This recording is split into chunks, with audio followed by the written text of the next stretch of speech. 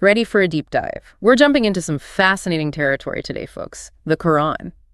Specifically, Chapter 7, often called the Elevations. It's a chapter that's captivated people for centuries. And we're going to unpack why that is. Now, I know what you might be thinking. Religious texts, aren't those, like, really heavy? Well, they can be. But our focus today isn't about getting bogged down in theology. Right. We're here for the good stuff. The stories, the drama, the insights into human nature that are still relevant even after all this time. Exactly. So, Chapter 7. Give me the TL, Dr. Braun. What's the overarching narrative here? At its core, Chapter 7 emphasizes Allah's power as the creator. But it's also a story about humanity, about the consequences we face when we stray from righteousness. You'll find stories of prophets. Okay, prophets. Like, are we talking burning bush-level prophets here? Who are we dealing with? You'll encounter figures like Noah, Hud, Salih, Lot, Shu'aib, and of course Moses. Each prophet has a unique story, but the message is consistent. They're all sent to warn their people against corruption and idolatry.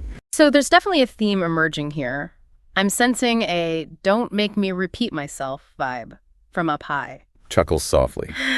It's hard to miss, actually. But before we get into all that, let's talk about a story I'm guessing everyone thinks they know, Adam and Eve. What makes the Quran's version stand out? Right, because everyone's got their own version of that story. What's fascinating is that, unlike some other Abrahamic traditions where Eve takes the blame, the Quran offers a more balanced perspective. Both Adam and Eve, they're tempted by Iblis. He's essentially the Satan figure in Islamic tradition. Okay, so it's not a she did it kind of situation. Not at all. The Quran emphasizes that both Adam and Eve share responsibility for succumbing to temptation. Free will in action. We have the power to choose, but choices always have consequences. Precisely. And that concept, that tension between free will and consequence, it echoes throughout the entire chapter, especially when you look at the stories of the prophets. And you did mention each prophet has their own unique story. Is there one that stands out maybe as particularly symbolic or that really captures the essence of what this chapter is about? The story of Prophet Salih and his interactions with the Thalmud people is fascinating. Allah gives Salih this miraculous she-camel. Wait, hold up a sec. A she-camel? Was there something specific about it being a she-camel? You know, that's been debated for centuries. Seriously? Oh, yeah. Some scholars say the she-camel, being a source of milk, maybe even offspring, represented sustenance, prosperity, especially since the Thalmud were big on agriculture. Others believe it challenged their existing beliefs. Whatever it was, the command was clear. Share the water, let it graze. And knowing a thing or two about human nature myself, I'm going to guess they didn't exactly welcome this she-camel with open arms. Unfortunately not. Yeah. Blinded by their own arrogance, they refused to listen to Salih's warnings. They killed the she-camel. And the chapter tells us this act of defiance, it led to a devastating earthquake that wiped them out. Yikes. Talk about consequences. But you got to wonder, what were they thinking? Was it just stubbornness, or was there something more at play? That's the question at the heart of the chapter, isn't it? Why do we, as humans, so often choose immediate gratification, even when we know it goes against what's right? A question for the ages, but I'm guessing the Thalmud people weren't the only ones wrestling with temptation. Not even close. The story of Moses, for example, it also grapples with this very human struggle, this push and pull between desire and divine guidance. It's the classic underdog story, except with, a few more plagues involved. Exactly. In Chapter 7, we see Moses confronting the Pharaoh, this powerful ruler. He's basically the poster child for arrogance and tyranny. So we've got our hero Moses going up against the ultimate baddie. But Moses isn't exactly powerless in this situation, right? I mean, we are talking about the parting the Red Sea kind of guy. Oh, absolutely. Chapter 7 recounts this incredible showdown between Moses and, get this, the Pharaoh's magicians. Okay, now this sounds interesting. I'm picturing like a wizard duel or something. It's this epic clash of miracles, this battle of wills where God's power is on full display. Okay, I need details. What miracle finally convinces these magicians they're in over their heads? Moses performs a number of miracles, but there's one that really shakes them to their core. It involves a serpent. So imagine this. You're a magician, right? Yeah. You think you're pretty hot stuff with your illusions, and then bam, Moses throws down his staff. It transforms into a living, breathing serpent. Talk about a tough act to follow. It swallows their tricks whole. I can see why the magicians might rethink their career paths after that one. So the magicians believe. But what about Pharaoh? Does he have a sudden change of heart? Unfortunately not. Even after witnessing these undeniable acts of God, Pharaoh doubles down. Pride and the desire for power, they blinded him to the truth. Which, spoiler alert, doesn't exactly end well for him. It's like there's this pattern emerging, this connection between pride and, well, a pretty rough outcome. It's a recurring theme, for sure. But what's interesting is that even the Israelites, even after they're freed from Pharaoh, they weren't immune to making some of the same mistakes. Oh, I know where this is going. This is where the golden calf incident comes in, right? Exactly. I've got to admit, that one always confused me a bit. Well, think about it. Moses is on Mount Sinai, receiving the Ten Commandments, and what do the Israelites do? They panic. Makes sense. Waiting for your leader to come down a mountain with a direct line to the Almighty, probably a little nerve-wracking. Exactly. They get scared, impatient, and boom, they build a golden calf idol.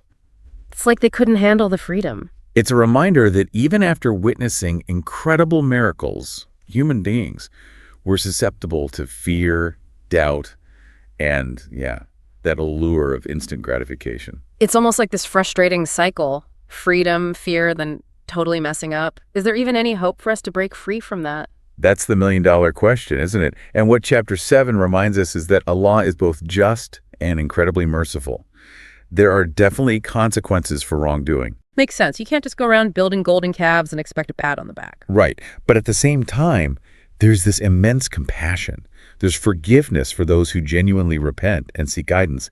It's about understanding that true faith, it requires more than just blind acceptance. It requires reflection, questioning, a real effort to align your life with those teachings. It's about walking the walk, not just talking the talk. I'm all for that. But something's been on my mind. We keep talking about Noah, Salih, Moses, these prophets, and I get it. They're important figures, but they also feel kind of distant, like ancient history. But this chapter 7, it's not just stuck in the past, is it? There's got to be some connection to, something that's relevant to how we understand Islam today. You're definitely onto something. Chapter 7 actually lays the groundwork for understanding the Prophet Muhammad's role in Islam. Wait, really? How so? There are these verses, 157, 158. They mention an unlettered prophet, or Ummi in Arabic. And this figure, most Muslims believe it's a direct reference to the Prophet Muhammad. Wow. Okay, so we're talking about Muhammad, the founder of Islam, right here in chapter 7. That's pretty significant. Why is this reference such a big deal, especially surrounded by these other prophets? Well, remember, the Quran wasn't revealed all at once. It came to Muhammad over time. This mention of an unlettered prophet after Moses and Jesus, it's like a prophecy. It solidifies Muhammad's place in this long line of messengers from Allah. It's like chapter 7 is weaving this bigger story, connecting these dots across time. Exactly. It shows us that the Quran isn't meant to stand alone. It's part of a larger conversation, one that includes the Torah, the Gospels, the scriptures of other Abrahamic faiths. It highlights this shared lineage, this conversation that spans millennia. That's fascinating. But let's break it down. Unlettered prophet. What's the deeper meaning there? So Ummi, it means unlettered, illiterate, and this detail is really important for understanding Muhammad. Because before receiving the Quran's revelations, Muhammad couldn't read or write. Hold on. So he couldn't read or write, but then he received and recited the words that became the Quran. Exactly. And that's actually a really powerful point for Muslims. The Quran describes a prophet who receives this divine knowledge, this incredible message, despite not being literate. It emphasizes the belief that the Quran is divine revelation, a miracle. It's not something Muhammad could have just come up with on his own. It's like saying this message is so much bigger than one person, than any human, really. It had to come from somewhere else. Exactly. And the chapter goes even further. It says this unlettered prophet will guide people toward righteousness. He'll encourage good and forbid evil. This sets the stage for the moral and ethical core of Muhammad's teachings, and really of Islam itself. So we start with these stories of prophets from seemingly distant past, but end with this powerful statement about Muhammad's own role as a prophet. And the beauty is that chapter 7 doesn't treat these stories like isolated incidents. They all contribute to a larger conversation, a conversation about faith, free will, and the ongoing struggle to live a righteous life in a world full of temptations. Which brings us back to those universal themes we were talking about before. These stories, they're not confined to a specific time or place. They're still relevant. Honestly, just swap out a golden calf for, the latest smartphone. And it's the same struggle, right? Oh, absolutely. Human nature, it hasn't changed that much. The challenges we face, the choices we make, they echo those of the people in these stories. And just like them, We have the power to choose our path. It's amazing how these stories can be so old but still feel so relevant to what we go through today. It's like less about ancient history and more like a mirror reflecting our own lives and the choices we make. That's the power of chapter 7, you know? Yeah. It reminds us that these lessons, they aren't locked away in the past. They hold up a mirror to us, to humanity, and they challenge us to look at our lives, our choices, the paths we're on, and ask ourselves some tough questions. It's like they say, history repeats itself. The warnings about corruption, the consequences of greed, the need to fight for justice, it's all a bit too familiar, isn't it? Makes you wonder if we're really all that different from the people in these stories. It's a bit unnerving when you think about it like that. But there's hope in it, too. Because chapter 7, it reminds us that we have a choice.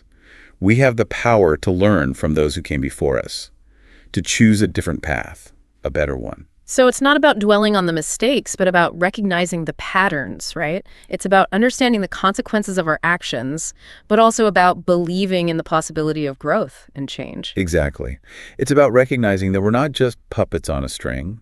We have free will. We can choose to act with righteousness, even when things get tough, even when it would be easier to just give in. It's empowering, isn't it? Especially in a world that can feel so overwhelming sometimes. We might not have she-camels or staffs that transform into snakes, but we all face those moments, those forks in the road where we have to choose between taking the easy way out and doing what's right. And those choices, those little decisions we make each day, they matter more than we realize. They shape not only our own lives, but the lives of those around us. Just like the stories in chapter 7, our actions create ripples that extend far beyond ourselves. It really makes you think. So, as we start to wrap up our deep dive into chapter 7, is there anything in particular you hope our listeners take away from all of this? You know, if there's one thing I could leave you with, it's this. Don't be afraid of challenging texts. Don't shy away from perspectives that might seem unfamiliar at first. Open your mind, ask questions, and let yourself be challenged by those new ideas. You never know what insights you might uncover or how those insights might connect to your own life in unexpected ways. That's such great advice. And on that note, it's time for us to resurface from our deep dive into chapter 7 of the Quran.